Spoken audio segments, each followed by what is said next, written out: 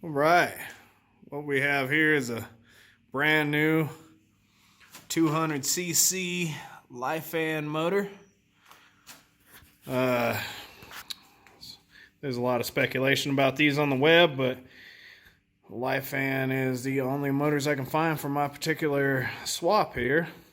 But it does have a couple really nice features. One being these really deep fins for some really good air cooling.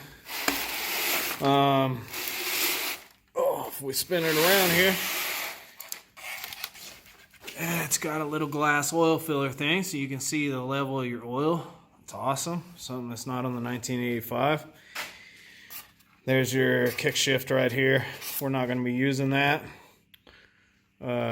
This one comes with an electric start, which is pretty cool. Not sure how that's going to get any fire, but I'm not kidding. But anyway, this one has some stuff. I don't even know what that stands for there. But it comes with all kinds of cool stuff. Comes with this brand new carburetor, which is cool. I got a whole bunch of those. Kept losing my air fuel mixture screw. And all this cool stuff here. I don't know if we're going to use this. Probably use the old one. I don't really dig the chrome thing, but got all this electrical stuff. Who knows where it goes? Looks like a little solenoid of some sort. Who knows? Goes somewhere though. Anyway, I ordered this thing off Amazon. It came from PCC Motor. And they had it to me in 3 days. 3 days. And I live in the Rocky Mountains. So, this is the basic kit you get when you get it. It's a beautiful friggin' motor.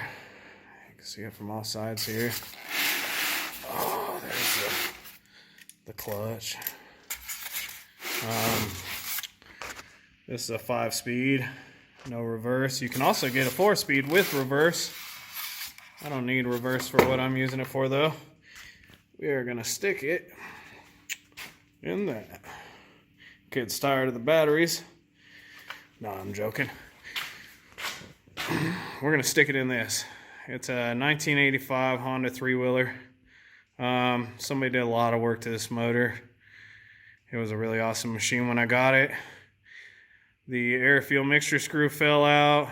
I actually don't even know if it was in there when I got it, but I was running it too lean and I think I burnt the piston up, but the motor's froze.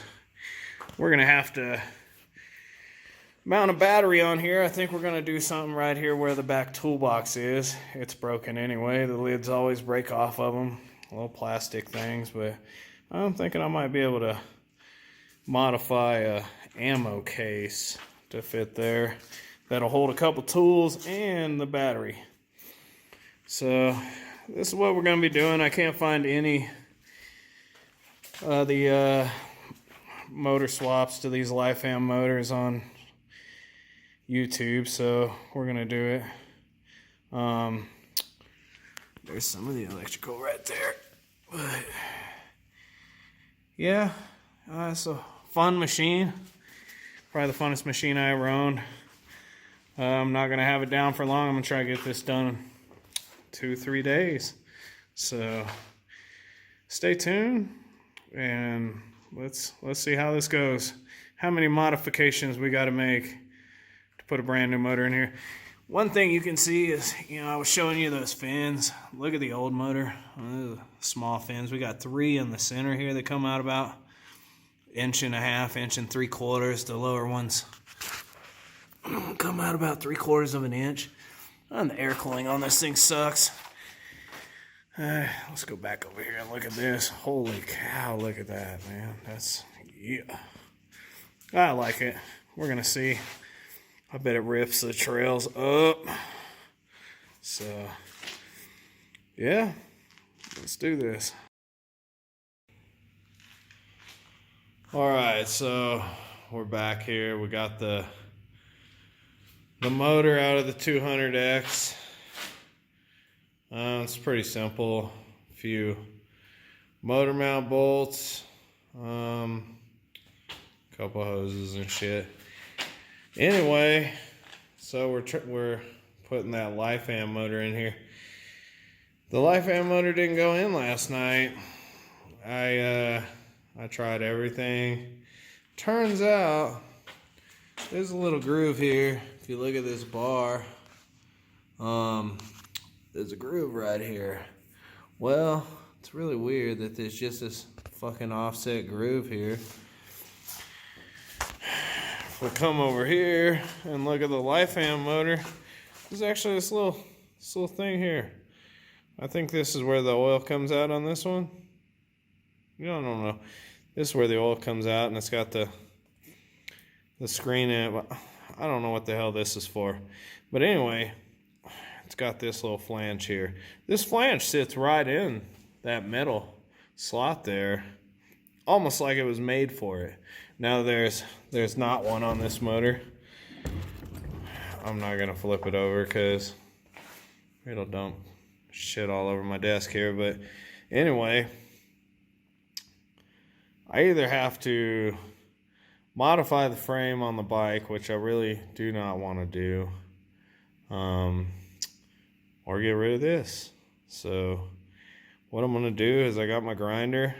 Everybody I talked to said, yeah, you know, it's not my $600 I spent, so I go ahead and just grind it out. Bunch of dicks, but we're gonna do it and see what happens. So worst comes to worst, you grind this off, it ends up being hollow, which I don't think it's hollow, but I learned things the hard way. Worst comes to worst, I was told you can JB weld it or get some better epoxy, which I'd probably get some better epoxy. But anyway, let's find somewhere to set this camera and get out the grinder. Start grinding, you know, hope this bolt don't get in the way. I don't think the bolt's gonna go in the way. You can see where the paint was hitting it. I mean, I was full hammer and everything. It's a really tight fit. It's a really big motor. It's not much bigger than the other one, but the other one, so I pulled the Lifan out, went and put the other one back in just to see if I had something that was going on. The other one just drops right in. So this Lifan motor has a little bigger cap. I don't know, but anyway, somebody told me in one of the videos, somebody was saying they ship these Lifan motors with no oil in them. As you can see here, that is not the case. It has oil in it. Now the kids will make some oil paintings, I'm sure. So anyway, let's get the grinder out. All right, here we go at round 3 of the grinder. We're gonna try to take this down as far as we possibly can. Still getting frame issues. Remember safety first.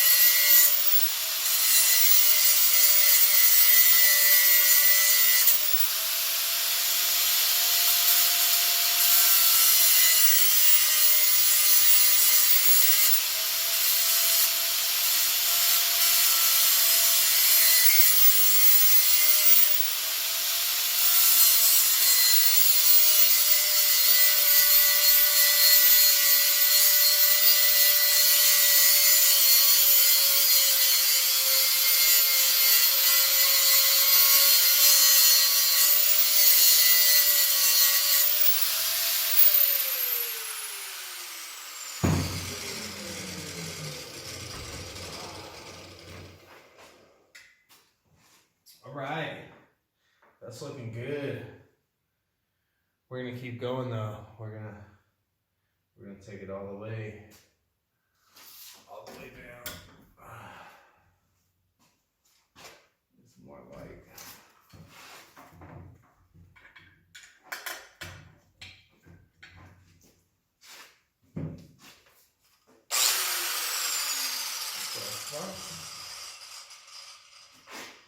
So I'll scuff that a couple times. I want to keep doing that.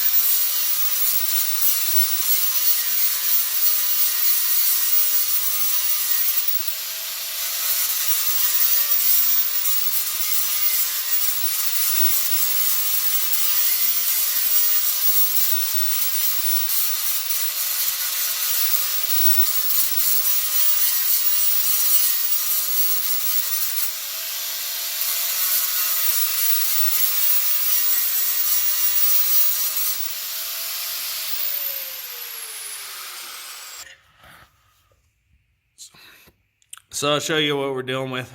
Even after grinding 3/8 off it, the hole doesn't want to line up. As you can see right here, and we're still about that far. If we look under the motor, down here, you can see that. I mean, there is some crazy clearance here. I'm hoping the bolt goes right by it. I can probably buy another bolt that has a less of a head to it. But anyway, that shank, we're gonna have to take it all the way down, it looks like. So, bastard. Looks pretty neat though. A little Lifan motor. Boom. It's big. It's a lot bigger than that other one. It looks. It's just the fins. The fins come out like an extra 3/4 of an inch. It's gonna be weird with the clutch on there, but anyway, let's pull this back out, do a little more grinding, and drop it back in there. So the grinding it all the way down actually made it fit. It's a nice tight fit. But we got all the motor mounts in. That one there, the front one there, the bottom one down there, and that hard son of a bitch that goes through right there with the spacers. That one was hard. I actually had to bend the flange a little here with a pair of pliers so that I could actually beat it in there after that. But it's in there. Yeah. Slight modifications. I'll get that all tightened up.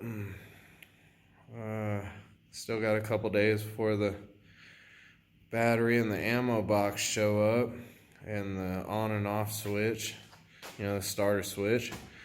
Should have got all that when I ordered the motor, but I didn't. I wasn't sure if it was coming with an electric start, but like I said, these come with the electric and the kick start, which works out for these because the kick goes forward on these, and on this motor it goes backwards. So I believe we're going to come into an issue where it's not going to want to go past all the shit we got here, the brake assembly, the pegs. So Yeah, we're gonna try to come up with something with the kick shift as a last chance emergency thing. Maybe put it upside down. I don't know. Just gonna check it out, see what we can come up with. Anyway, yep, there it is. Lifan 200cc motor installed into a 1985 200X. We're gonna start getting it cinched down and get all the wiring hooked up. I have no clue how the wiring goes. Hopefully somebody comes by and gives me a quick once over on it all, so I can get it hooked up by this weekend. We're on day 2. Day 1 was pretty discouraging after the motor wouldn't fit because of the little stub on the bottom, but we got that all worked out. It's a beast. Can't wait to get it on the trail. Till next time. Alright, so we got the motor in the bike. It's looking really good. We came across a couple more issues. One, because of the way this one has an electric starter and a different charging system, we're going to have to mount a battery. In the end, me and my dad decided it was just going to be easier to buy the $40 harness you can get online. It comes with everything, makes it real easy. So I'm waiting on that, and it's kind of good because at the same time I got out here, I tried to put the chain on. I realized I had an 11 tooth sprocket on here. This one is I think a 13 or a 14 tooth, and it's not for a 520. I got a 520 sprocket or a chain on this bike, so it's a bit overkill, but don't gotta worry about it breaking. I ended up finding the proper sprocket. It took some searching. I'll post the info for that and a little brief picture after this chunk of video here. But what else did we find? All right, so other than that, and they have all the size sprockets, so all the way from 11 to 14 tooth. I do the 11 tooth. I believe that gives it more torque. That's for the mountain climbing. So we're still working on some ideas for the brake assembly. I messed around with the kick shift, and I can stick the shifter on there and actually pull up on the shift and start it if I had to. So I might make it to where the kick shift just sits in the toolbox for a just in case thing when I'm stuck out in the mountains. Where is it? The bracket right here, this bracket that holds your clutch, you're going to need to remove your old one or do some adjustments to the one they send you, because the one they send you sits about a ½ inch further this way, which makes it to where if you adjust it all the way out, you still are not going to have it. And if somebody can let me know, like, I just kind of want to know how much play you're supposed to have in this. I have about that much. I don't think it's enough because it has about an inch of play to come with. But yeah, right now we're waiting on the wiring harness and that sprocket. The ammo box and the battery comes tomorrow, so I'll start working on that. Another thing was this sleeve right here. So when they send you this motor, they're going to send you a carburetor. It's supposed to be the same size carburetor, but it actually has bigger ports on it, but they all seal up. So, well, of course they seal up with the motor because they come with the motor, but to this sleeve right here, because these are 3-wheelers, you're going to need to take your old sleeve off and use your old sleeve. Now, I haven't actually tried to stick the carburetor on there since I stuck the sleeve on a minute ago, but I can already tell by looking at it. It has this slight angle to it here that wasn't on it before on the sleeve they send. So, and it's kind of cool. These original sleeves are nice that came on 3-wheelers. So the hole here, this hole here is going to be a little smaller than the hole on the carburetor, but eventually we'll do a little port matching on that. when I got some spare time and a Dremel tool. But yeah, I'm gonna get the carburetor in here and start working on the toolbox. Start maybe trying to fabricate something up for this. And what we're gonna do here is we're gonna mount it off these 2 bolts, and we're gonna build a bar that comes off, bends back, and it's actually gonna have to slide over the top of this with a sleeve. The sleeve that's gonna hold the brake assembly on there the way the brake sits on there. So yeah, hopefully that's a lot easier than I think it's gonna be, and I can find a good welder. So stay tuned.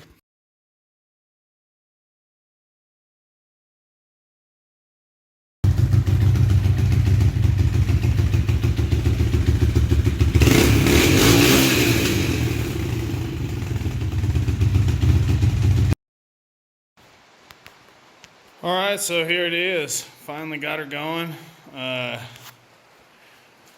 Got the battery mounted in this toolbox here. Probably put another support member in there, but as you can see, it's solid. It just hangs a little crooked there, but doesn't interfere with anything. It's got really good clearance.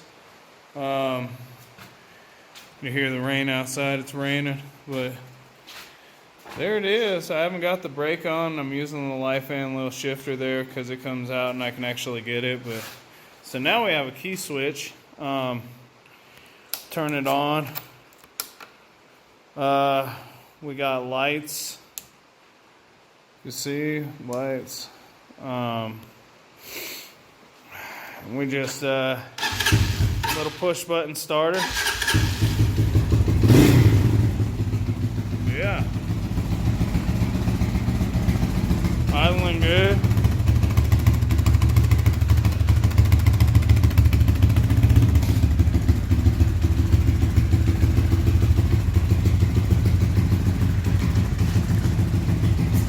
All the lights are working.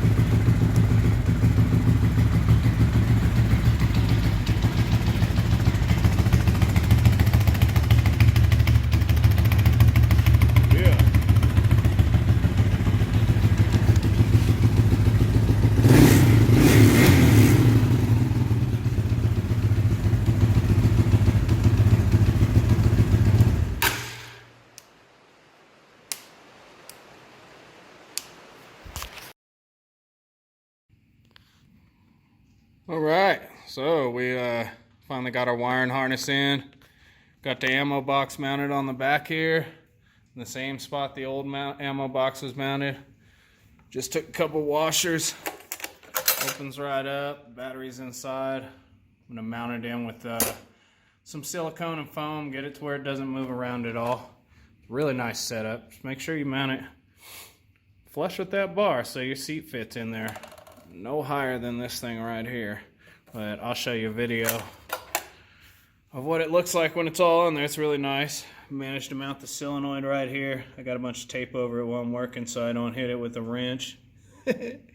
Messing around. I actually started the bike from the solenoid, and there was just enough gas in the old carburetor that it started up and was screaming. Like I didn't even have a kill switch hooked up. We were just seeing if it was getting sparked to the solenoid. It was pretty hilarious. But anyway, we ended up buying a wiring harness. It came with a bunch of shit, like 2 of these. I don't even know why.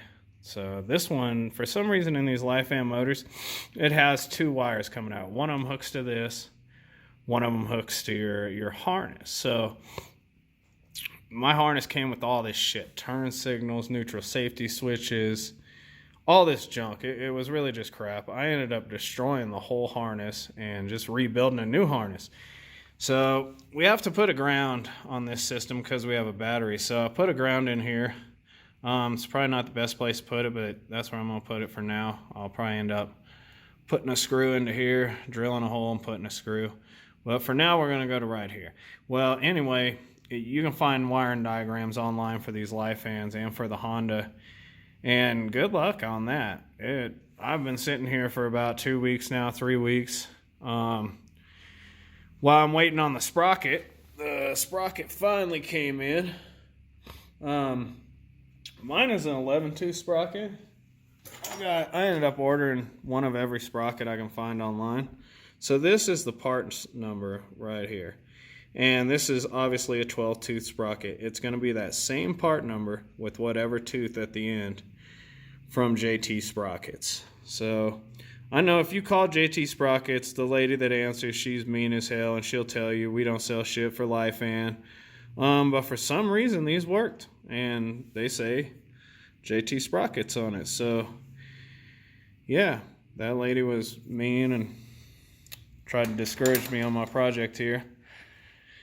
And anyway, now I have a whole bunch of sprockets because a lot of them that I ordered didn't work, but we just started ordering them all. So one thing, when you're building the harness, keep the harness tight. You're going to have more wires in there. Keep them small wires. Don't use no big-ass wires. I tried that last week. The gas tank will have a lot of trouble fitting over the harness in this point if you do not keep it with the flush with the frame here. So, yep, you don't really want your wiring harness rubbing on stuff that's moving around like your gas tank moves. It basically hooks over these with these two little hooks, and then it just screws in right here through these two rubber bushings that actually it can move around. So you don't want your harness under there with your gas tank moving around, rubbing the shit out of it until it eventually cuts a hole through it and you go through the water trying to be like Travis Pastrana and ride it across water and get some water up in there. But knowing these old things would start anyway. But yeah, anyway, this is where we are. We're having some issues because one thing is the old bike doesn't have the electric start and the charging system. So it's going to show you an electric wire coming off your charging, or a yellow wire coming off your charging system, and then coming up here to your original mount here. Now, if you're like me, I love this thing. I want to keep it. It's the Honda one. I had to get this little push button starter here, but I want to keep my kill switch, my headlight switch. I like it. So anyway, what I did, and I still haven't started today. That yellow is just going to hook up to your all the time hot that you run from your battery up here. And that all the time hot also runs to your key switch, and it runs to the yellow. All right, and then over here you got your kill switch, which is your ground that comes from the starter solenoid, and then the red and orange that comes from the other starter thing. I don't know, man. I'm not an electrician. I'm not even a mechanic. So I've been studying wiring diagrams and trying to get this thing going. As you can see, I got everything bolted in there. Didn't get no fire yesterday, and when I clicked my kill switch, it blew the breaker, and I think that was because I had my kill switch grounded out to the ground, like most wiring diagrams say. It says ground the kill switch to the ground, but you don't. If you look at this thing right here, the whatever this is, the starter capacitor, whatever. Anyway, this ground is the one that you're going to hook to your kill switch. And then you got your orange and oranger that comes down here and comes out of this. It hooks to the two wires that I got in the back here that are coming out of this, and then the other wire, who knows. You'll figure it out. The wiring diagrams are pretty easy. The only thing is you're going to have to change over that kill switch, which I think I got it. I'll know here in a minute. I'll let you know. You still see one wire hanging here. This is a ground I forgot from the headlights that I'm just going to bring down here and tie into these grounds I got right here. Tape it all up. It's always one more wire. Always. I recommend, though, go online, do a little research, find out what it is. All the connectors were wrong on this motor. Every single connection is wrong. So even the ones on the back of this box, the plug-ins, so they were not located in the right spot on the plug. Let me show you. Oh, back here.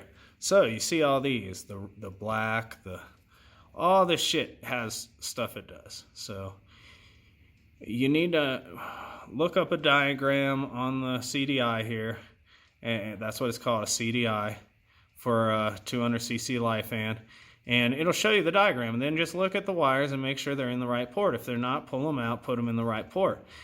I don't know why they're doing this. It's probably got something to do with China hates us for the tariffs. I don't freaking know. But anyway, it's a pretty sweet looking box, right? Yep. It mounts right on there. Boom. Can't really see it in the dark, but yeah. It's gonna mount right on there. Everything sits in it. I'm gonna have enough room after I push the battery over. And right now what I got in there is you're gonna need some kind of foam in the bottom. You don't want the battery to rub against nothing ever, so I got an envelope in there from FedEx that has all that bubble wrap. I stuck it in the bottom. Then I'm gonna probably silicone it in the back here. Just a little dab of silicone, little dab over here. Push it back in, then cut a piece of foam that goes over the top of it. That way nothing can ever hit these.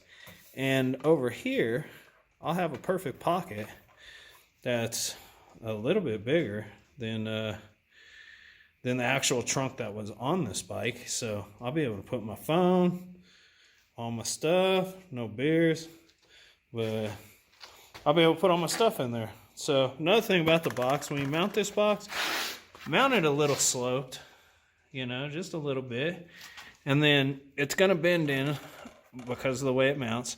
So down here in the bottom corner down here underneath inside, drill a hole through. That way you get drainage, because you never know what you're going to do with these things.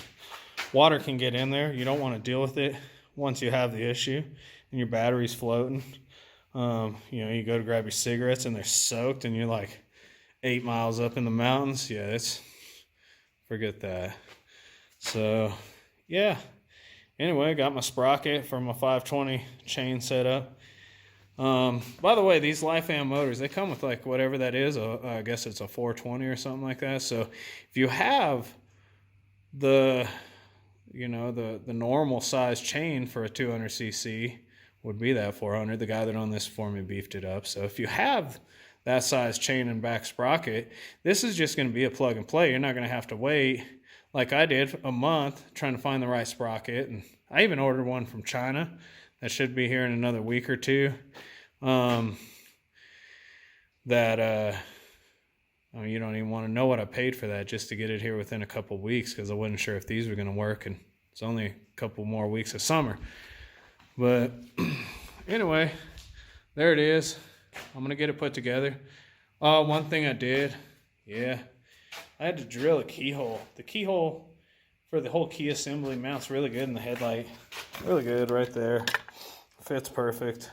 Boom, boom. You end up keeping your old light plug in and just splicing all the wires. It looks like a rat's nest, but if you study the wiring diagrams for like 3 weeks, with the same dedication I have to wanting to ride my bike, you'll figure it out.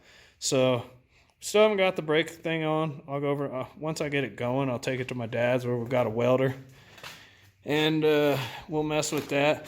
The other thing I got to do is bend out the shifter there to where it clears this big old hub. So we're going to get all that done. I just want to get it started first. So let's I'll be right back. Let's see if I can get it started after I hook this ground wire up.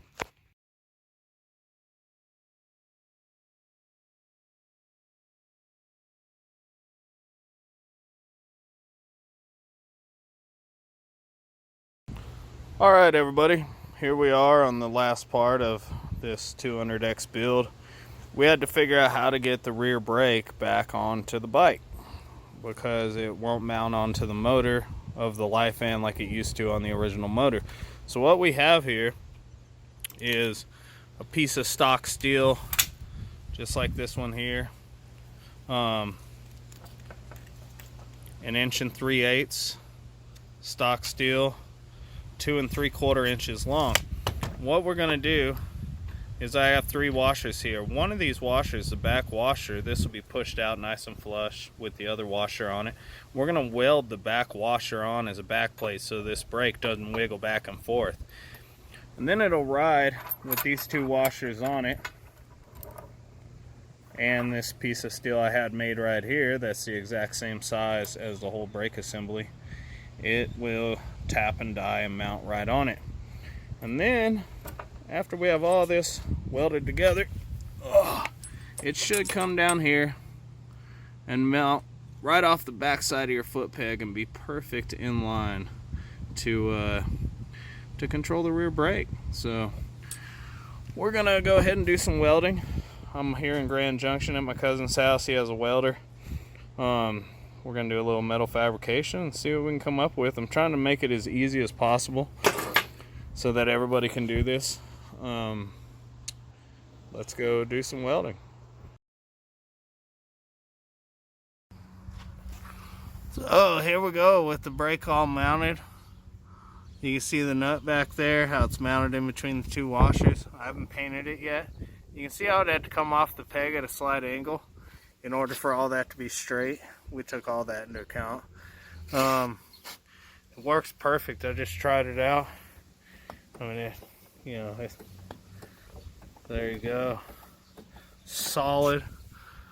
Probably pull it back apart, squirt some grease inside of it, and put some paint on it and call it good. Go check it out at Moab.